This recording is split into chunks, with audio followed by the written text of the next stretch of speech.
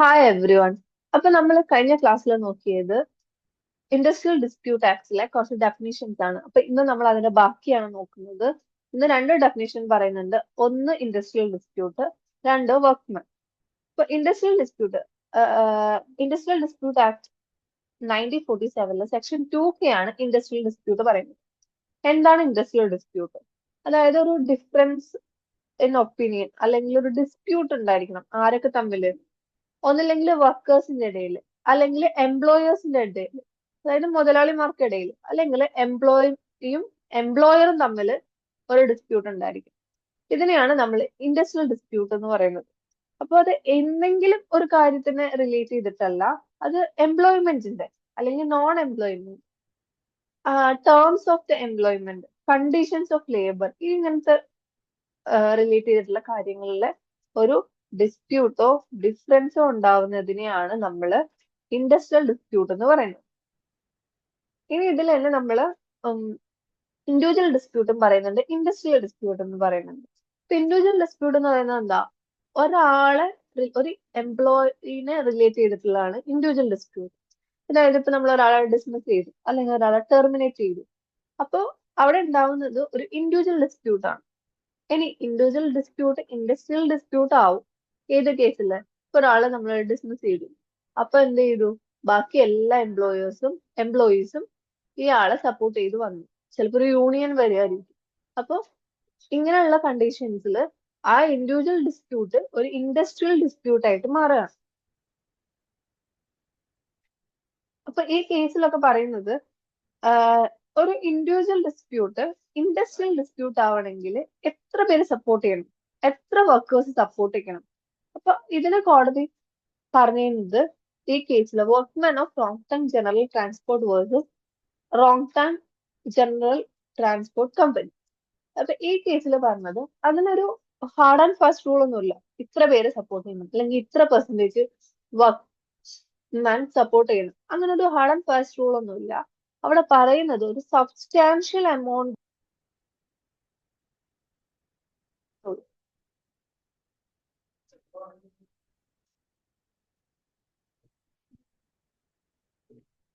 ഇനി അടുത്ത case Bongaigaon refinery and petrochemicals limited versus Samujuddin. അപ്പൊ ഇതില് ഒരു ഓഫർ ലെറ്റർ കൊടുത്തു, ജോലിക്ക് ജോയിൻ ചെയ്യാൻ വേണ്ടിയിട്ട് ഒരു ഓഫർ ലെറ്റർ കൊടുത്തു. അയാള് ജോയിൻ ചെയ്യാൻ വന്നിട്ട് ജോയിൻ ജോയിൻ ചെയ്യാൻ പറ്റിയില്ല. അതായത് അയാൾക്ക് ജോലി കൊടുത്തില്ല. അപ്പൊ അതൊരു ഇൻഡസ്ട്രിയൽ ഡിസ്പ്യൂട്ട് ആവോ, ഇൻഡിവിജ്വൽ ഡിസ്പ്യൂട്ട് ആവോ എന്നാണ് ക്വസ്റ്റ്യൻ. അപ്പൊ അതിൽ കോടതി പറഞ്ഞത് അവിടെ ഒരു എംപ്ലോയർ റിലേഷൻ ഇല്ല.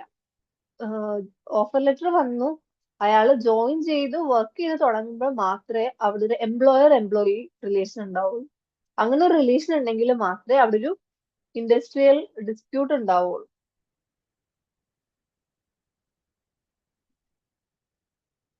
ഇനി അടുത്തത് chief general manager BSNL versus industrial tribunal കൊല്ലം.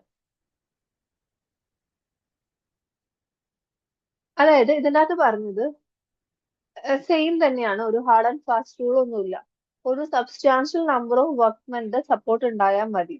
അതൊരു റെക്കഗ്നൈസ്ഡ് യൂണിയന്റെ ആവണമെന്നേ ഇല്ല, യൂണിയൻ ആവണമെന്നില്ല, മെജോറിറ്റി യൂണിയൻ ആവണമെന്നില്ല. അതൊരു ഇൻഡസ്ട്രിയുടെ ഒരു പീസ്ഫുൾ വർക്കിങ്ങിനെ ബാധിക്കാൻ തരത്തില് എത്ര പേരുണ്ടോ അതാണ് ഇൻഡസ്ട്രിയൽ ഡിസ്പ്യൂട്ട് ആവുന്നത്. ഡിസ്ഹാർമണീനെ, ഇൻഡസ്ട്രിയുടെ വർക്കിങ്ങിന്റെ ഡിസ്ഹാർമണി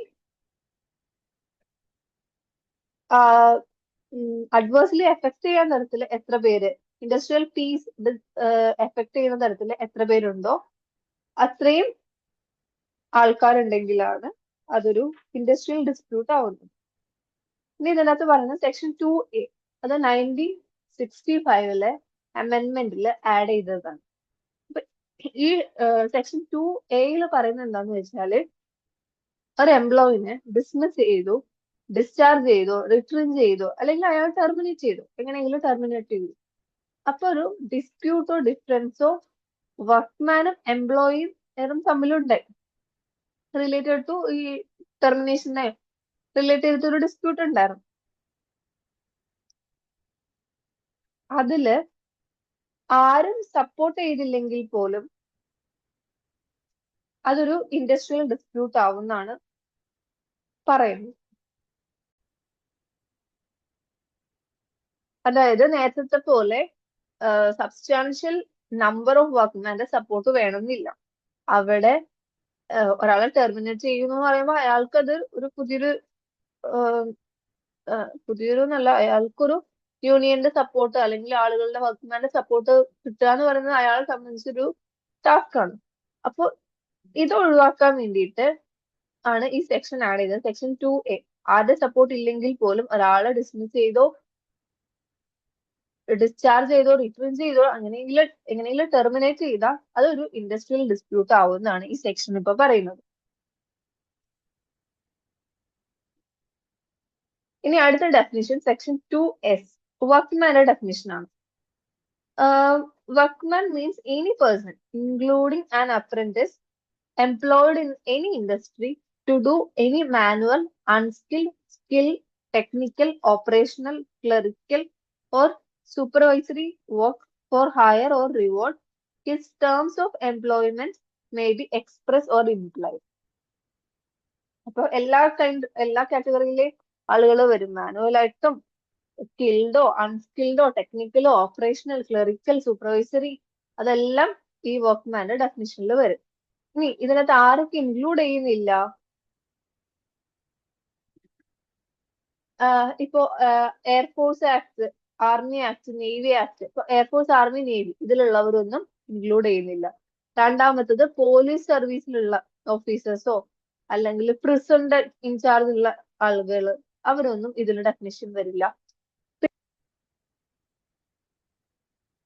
അഡ്മിനിസ്ട്രേറ്റീവ് കപ്പാസിറ്റി, ഇപ്പൊ ഒരാൾ ഒരു മാനേജർ ആയിട്ട് വർക്ക് ചെയ്യണം അല്ലെങ്കിൽ അഡ്മിനിസ്ട്രേറ്റീവ് കപ്പാസിറ്റിയിൽ ഒരാൾ എന്ന് പറയുന്നത് അയാൾ ചെയ്യുന്നത് അയാളാണ് കൺട്രോൾ ചെയ്യുന്നത്. അയാൾ ആരും കൺട്രോൾ ചെയ്യുന്നില്ല. അപ്പൊ അയാള് ഈ വർക്ക്മാന്റെ ഡെഫിനേഷനിൽ വരില്ല. ഇനി അടുത്തത് നോക്കിയേ, സൂപ്പർവൈസറി കപ്പാസിറ്റി ഉള്ളവര്. പക്ഷെ അതിനകത്തൊരു കണ്ടീഷൻ പറയുന്നുണ്ട്, 1600 രൂപയിൽ എക്സീഡ് ചെയ്യാൻ പാടില്ല മന്ത്ലി സാലറി. അവര് വർക്ക്മാന്റെ ഡെഫിനേഷനിൽ പെടും.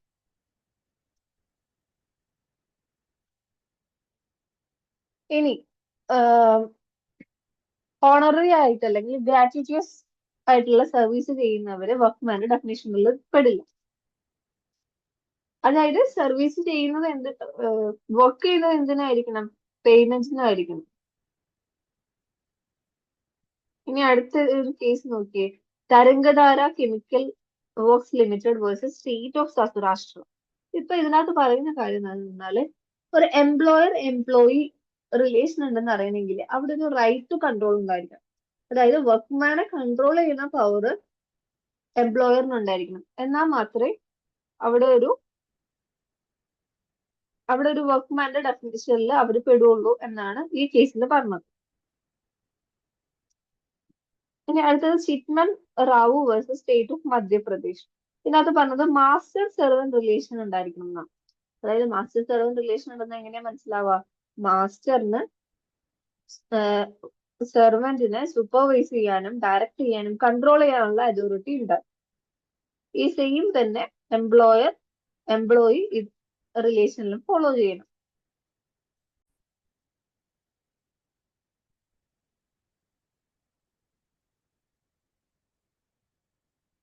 ഇനി അടുത്തത് ബാഗാമാൻ കൊളറി വേഴ്സസ് ദർ വർക്ക്മെൻ. അതിനകത്ത് പറഞ്ഞത് കമ്മീഷൻ ബേസ്ഡ് വർക്കേഴ്സ്. ഇപ്പൊ കമ്മീഷൻ ഓരോ ഇത്ര സെയിൽ ചെയ്താലാണ് കമ്മീഷൻ കിട്ടുന്നത്. സെയിൽ ചെയ്യുന്നതിന് അനുസരിച്ച് കമ്മീഷൻ കിട്ടുന്ന ആൾക്കാരൊക്കെ ഇല്ലേ, കമ്മീഷന്റെ വർക്കേഴ്സ്, അവരൊക്കെ വർക്ക്മാന്റെ ഡെഫിനിഷനിൽ പെടുന്നാണ് പറഞ്ഞത്. ഇനി ഇത് ഹുസൈൻ ബായ് കാലിക്കറ്റ് വേഴ്സസ് അല്ലത്ത് ഫാക്ടറി തൊഴിലാളി യൂണിയൻ കോഴിക്കോട്. ഈ കേസിൽ എന്താന്ന് പറഞ്ഞാല് ഒരു കൊയർ ഫാക്ടറി ഉണ്ടായിരുന്നു. കൊയർ ഫാക്ടറിയില് അവര് എഗ്രിമെന്റ് വെച്ചിട്ട് കുറെ കോൺട്രാക്ടേഴ്സിനെ എടുക്കും. ഈ കോൺട്രാക്ടേഴ്സ് ആണ് ഇവിടെ പണിയെടുക്കാൻ വർക്ക്മാനെ കൊണ്ടുവരുന്നത്. അപ്പൊ ക്വസ്റ്റ്യൻ എന്താണെന്ന് വെച്ചാൽ ഇവിടെ വർക്ക്മാനും എംപ്ലോയറും തമ്മിൽ ഒരു റിലേഷൻ ഉണ്ടോ? ഒരു ഇൻഡസ്ട്രിയൽ ഡിസ്പ്യൂട്ട് ഉണ്ടാക്കത്തക്ക വിധത്തിലൊരു ഡിസ്പ്യൂട്ട്, ഒരു റിലേഷൻ ഉണ്ടോ എന്നാണ് ഇതിലെ ക്വസ്റ്റ്യൻ. അപ്പൊ ഇതില് ഈ വർക്ക്മാൻ ഹയർ ചെയ്യുന്നത് പ്രൊഡക്ഷന് വേണ്ടിയിട്ടാണ്, കൊയറിന്റെ പ്രൊഡക്ഷന് വേണ്ടിയിട്ട്. അപ്പൊ റോ മെറ്റീരിയൽസ് തരുന്നത് ആരാ? കമ്പനിയാണ് തരുന്നത്. ഇനി ഫിനിഷ്ഡ് ഗൂഡ്സ് എടുക്കുന്നത് ആരാ? കമ്പനിയാണ് എടുക്കുന്നത്.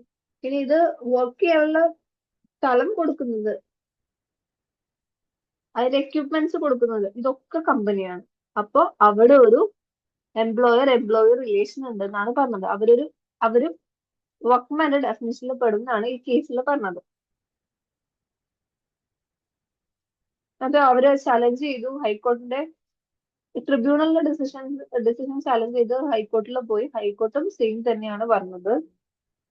ഇനി അടുത്തത് Kerala state coir corporation limited versus industrial tribunal and others. ഇതില് ഒരു കോയർ ഫാക്ടറിയില് സെക്യൂരിറ്റി ആയിട്ട് 11 പേര് വർക്ക് ചെയ്യുന്നുണ്ടായിരുന്നു. അവരെ ടെർമിനേറ്റ് ചെയ്തു. അപ്പോ ഇവര് എംപ്ലോയിയുടെ ഡെഫിനേഷനിൽ വരുമോന്നാണ് ക്വസ്റ്റ്യൻ. അപ്പൊ ഈ സെയിം പ്രിൻസിപ്പിൾ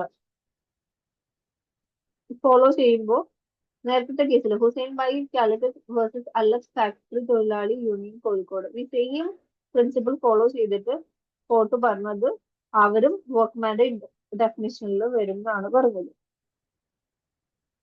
ഇനി Bharat Bhavan trust versus Bharat Bhavan artist association. അപ്പൊ ഇതിനകത്ത് പറഞ്ഞത് ആർട്ടിസ്റ്റ് ഒക്കെ ഇല്ലേ, തിയേറ്റർ ആർട്ടിസ്റ്റുകള്, പെർഫോം ചെയ്യുന്ന ആർട്ടിസ്റ്റുകള്, ഇവരൊക്കെ വർക്ക്മാന്റെ ഡെഫിനേഷനിൽ പെടുന്ന പറഞ്ഞ കേസാണ് ഇത്. ഇനി അടുത്തത് Mar Baselius medical mission consultant physicians, അതായത് ഡോക്ടേഴ്സ് വർക്ക്മാന്റെ ഡെഫിനേഷനിൽ വരുന്ന പറഞ്ഞത്.